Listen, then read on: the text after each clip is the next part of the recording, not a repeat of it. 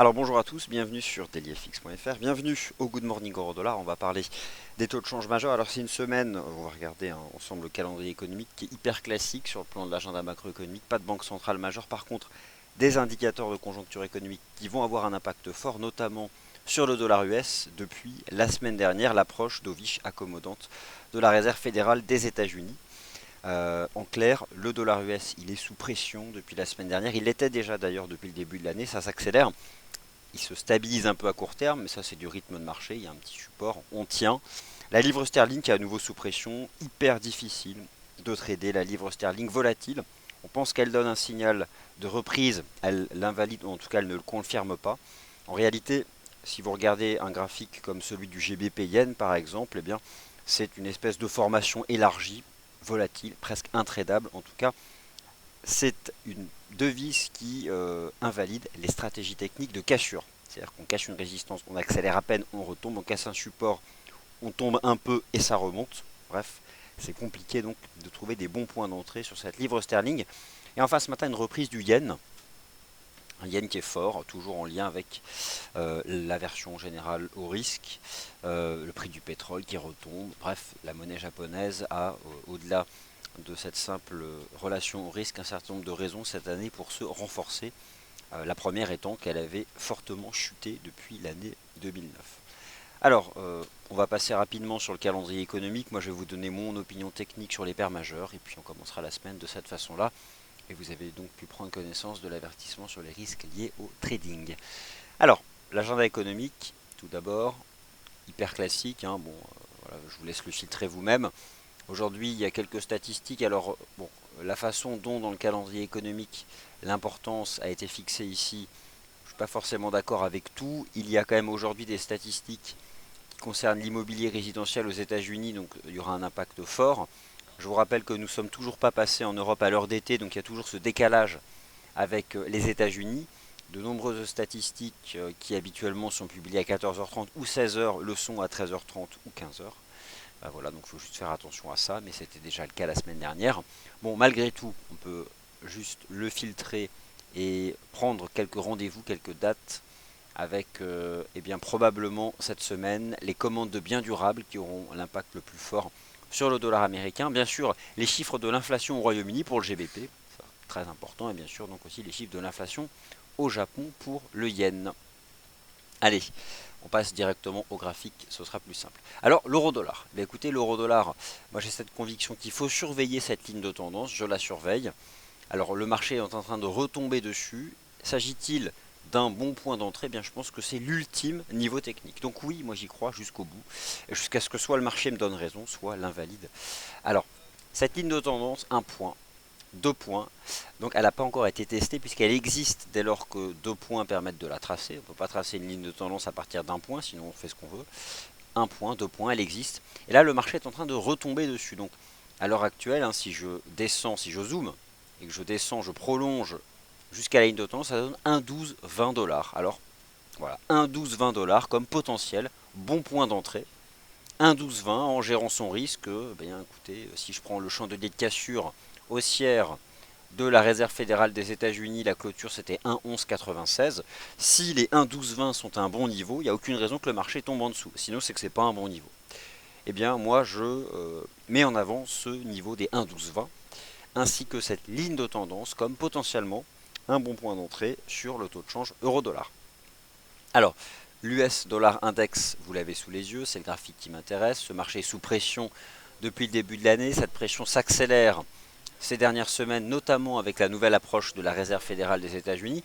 Notons ici la présence d'un support qui permet cette légère reprise du dollar US, mais que je qualifierais de simple rebond technique dans une phase de baisse qui, je pense, mènera ce marché jusqu'au 11 634. Alors voilà, c'est ce niveau, voilà, moi je vous le présente.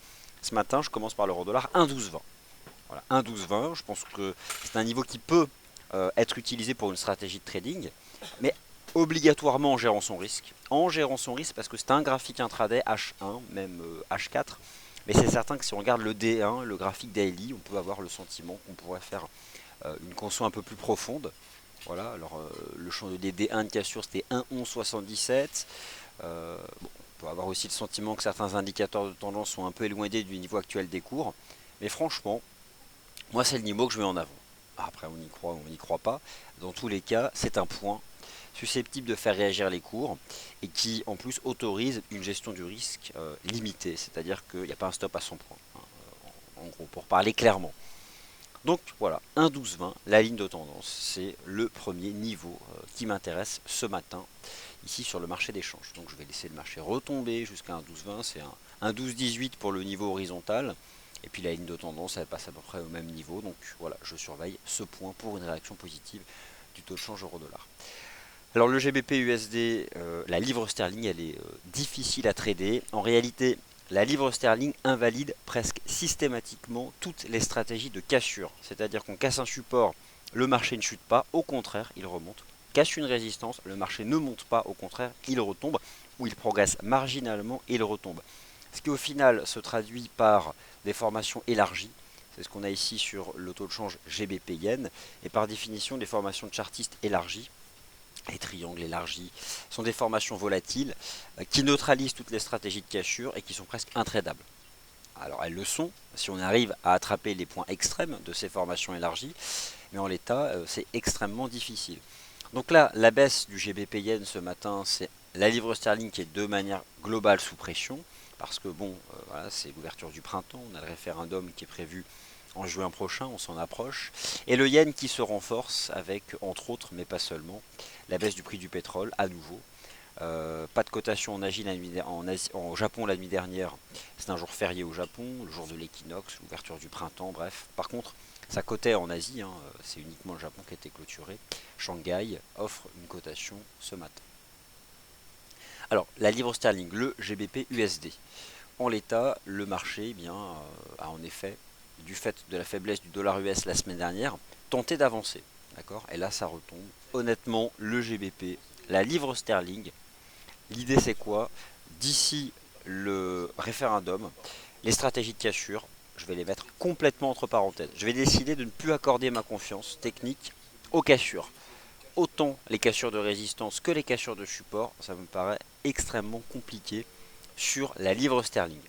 Donc là, c'est très brouillon sur le plan technique. En l'état, on était sorti par le haut de ce canal. Ça remonte, on peut avoir le sentiment que là, le marché réalise simplement un pullback. Hein, c'était 1,4380. On est sur le niveau. Ça peut potentiellement réagir, mais franchement, je n'ai pas de conviction forte sur la capacité maintenant du GBP USD de réagir sur ce niveau. Alors que l'euro-dollar, au-dessus de cette ligne de tendance, sur les 1,1215, 1,1220 dollars, là ce matin c'est le point qui m'intéresse. Je l'attends depuis longtemps, hein, cette fameuse zone de support, donc je vais aller cette fois-ci jusqu'au bout de la conviction en la mettant en avant. Et en autorisant une gestion du risque, on va dire sous 1,1180. Il ne faut pas que le marché passe en dessous. Donc voilà, en l'état, c'est ce qui m'intéresse ce matin, c'est l'euro-dollar dans cette zone de prix dont le marché s'approche. L'USD Yen. Alors l'USD Yen travaille depuis le 17 mars et la Réserve fédérale des États-Unis le support majeur à 111 yens. Alors c'est un support majeur parce que il est la clé du développement de notre stratégie baissière de moyen long terme. En l'état, il est susceptible de tenir longtemps parce qu'en fait ce marché est dans un range entre 111 et 115 depuis un paquet de temps. Mais franchement c'est faible. Le yen se renforce. Qu'est-ce que fait l'USDN à court terme? Petite figure, on peut essayer de la décortiquer en H1, elle n'a même pas de forme précise, et éventuellement un triangle en H1. Alors, éventuellement une structure voilà, de cette nature en données horaires sur l'USD Yen. Je n'anticiperai pas la cassure des 111 parce qu'il ne faut pas. Je vous rappelle que la semaine dernière en H1 il y a eu une cassure des 111 qui a représenté un piège. L'enseignement de ce piège c'est qu'elle n'est pas suffisante cette cassure H1 et que potentiellement il faut attendre une cassure H4. Mais en données horaires on a quand même la formation d'un espèce de triangle symétrique au-dessus des 111. Attention donc au comportement des prix. Ce qui m'intéresse, c'est le H4. Et quand est-ce qu'un signal de vente a été donné? Eh bien, une cassure H4 qui se ferait sous 110,80. serait le signal de baisse. Pour l'instant, ce n'est pas le cas, mais je le surveille de près. D'ailleurs, de toute façon, comme c'est le cas depuis la fin de la semaine dernière, et c'est encore le cas en ce début de semaine, parmi les paires majeures, deux m'intéressent en priorité, l'euro-dollar et l'USD-yen. Là, l'euro-dollar, c'est proche de la zone d'entrée, très très très très proche. La UD-USD, réaction sur support. Alors en H4 ça vous parle pas, mais je vous mets en D1. C'est le premier support en cours de clôture, hein. Vous prenez le chandelier du 11 mars, c'était 0,7560. Cassure, potentiellement pullback. J'ai cette ligne de tendance en D1 que je place là. Je reste positif, moi, toujours sur ce marché. On a ce canal de hausse en plus qui est propre. Voilà, donc moi je dis AUD USD support à 0,7560, c'est propre. Techniquement, c'est utilisable pour une stratégie de trading à l'achat parce que ça autorise encore une gestion du risque financier qui est précise. Et idem pour l'eurodoll sur un 12,20. Donc le GBP USD ce matin, je botte en touche parce que les cassures ne fonctionnent plus sur ce marché trop volatile. Par définition, la volatilité réalisée malmène les stratégies de cassure. Et bien là, c'est le cas sur toutes les paires en GBP, même le GBP USD. Donc on l'écarte, trop risqué. USD Yen sous haute surveillance, mais il ne donne pas encore de signal de trading. Eurodoll 1,1220, c'est la ligne de tendance technique qui m'intéresse. AUD USD 0,7560, c'est le prix qui m'intéresse. USD CAD rebond technique avec la reprise du pétrole. Bon, en l'état, ça reste du rythme de marché. Je pense toujours qu'à terme, on peut se retomber vers un 28,50. La première résistance swing se trouve à 1,3215. Donc je la positionne. 1,3215.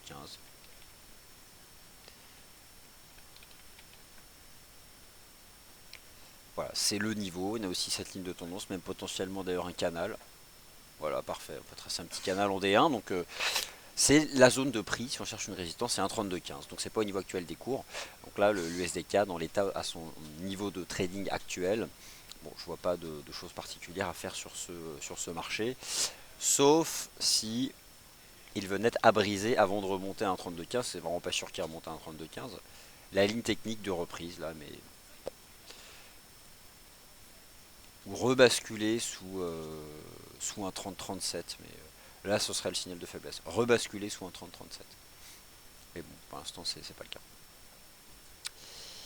Et le NZD-USD, ça reste au fond un formidable range large entre 65,60 et 0,69 $.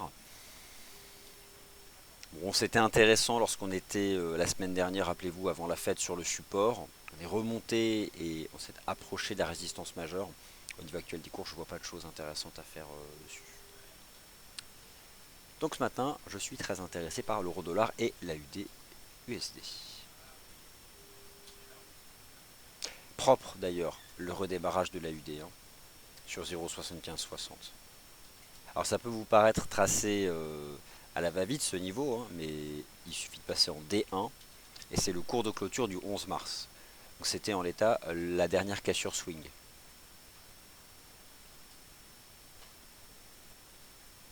Et là potentiellement en H1 on est en train de briser tout ce trend par le haut, donc c'est susceptible de remonter. Et l'eurodoll, c'est pas encore le bon point. J'attends la ligne de tendance, j'attends la touchette de la ligne de tendance.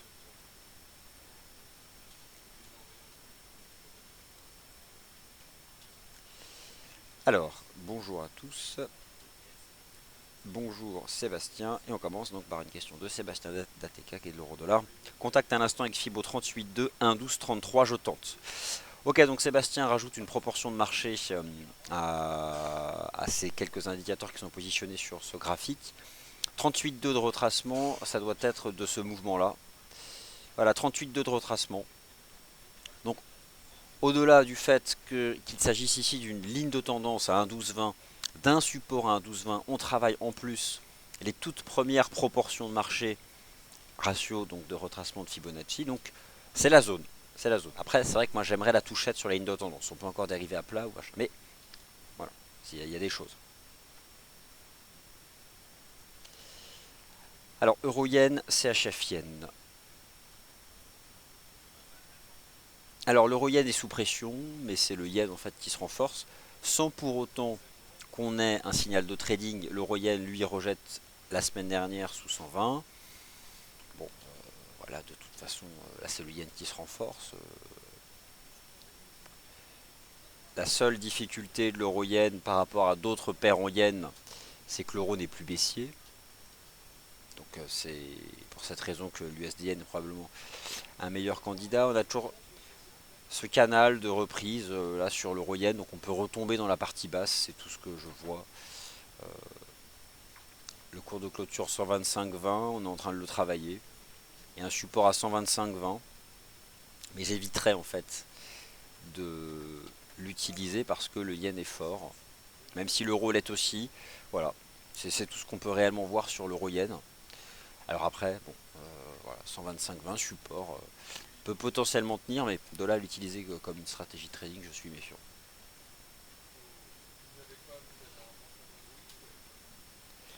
CHF yen, pareil, comme l'euro yen, échec rejet sous sa première résistance swing.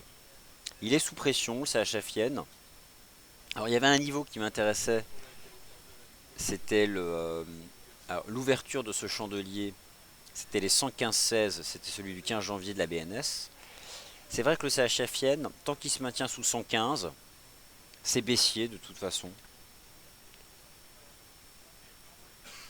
Donc pourquoi pas envisager cette stratégie de vente du CHF yen en gérant son risque au-dessus des sommets du 11 mars. Pourquoi pas?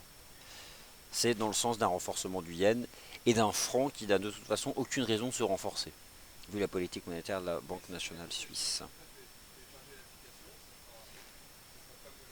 Alors on en revient à l'euro-dollar parce qu'en effet on s'y intéresse ce matin. Donc voilà, le ratio de retracement de Fibo, je montre en plein écran le graphique de Sébastien, mais on l'a vu voilà, c'est le premier niveau de retracement de la jambe de hausse de la semaine dernière. Donc on entre dans la zone d'intérêt technique pour acheter l'euro-dollar. Et moi je veux encore un peu plus bas, 1,1220 ou un contact avec cette trend line ici. Le point bas, en fait cette ligne de tendance peut vous paraître pas réellement importante, mais elle rassemble tous les fondamentaux récents, parce qu'elle lie les deux points importants. Elle attrape le creux du 10 mars, la Banque Centrale Européenne, et elle attrape le creux du 16 mars, la Réserve Fédérale des États-Unis. On pourrait donc, c'est la ligne de tendance combinée BCE Fed. Pour ça qu'elle m'intéresse à ce point-là. Surtout qu'elle n'a pas encore été testée. J'attends le test de la ligne de tendance de l'euro-dollar.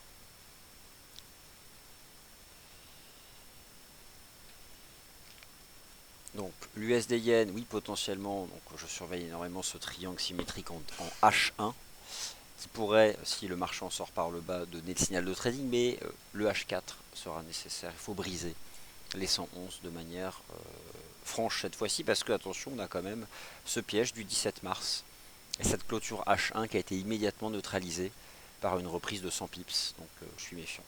Donc je surveille, mais voilà.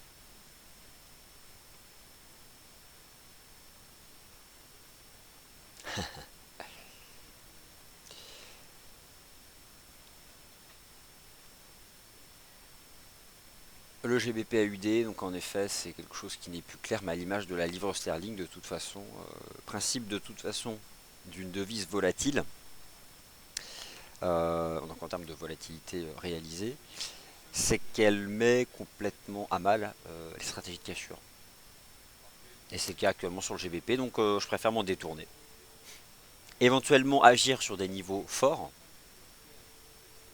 Alors là, le GBP USD tient son tout premier support, 1,4380.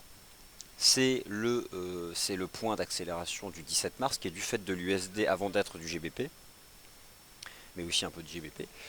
Bon, 1,4380, voilà, c'est l'ultime rempart. Ça m'intéresse pas du tout en comparaison des 1,1220 de l'euro-dollar. Mais voilà, 1,4380, si ça tient, pourquoi pas. Si ça remonte, c'est surtout l'USD qui serait sous pression.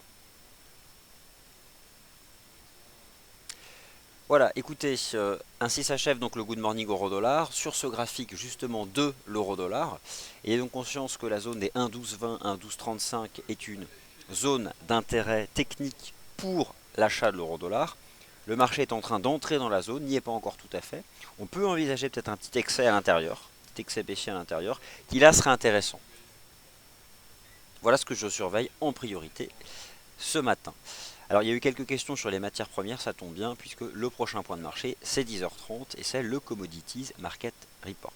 Et quant à moi je vous retrouve à 11h pour un point plus complet, global macro, avec une première partie sur les indices boursiers. Merci à tous et à tout à l'heure.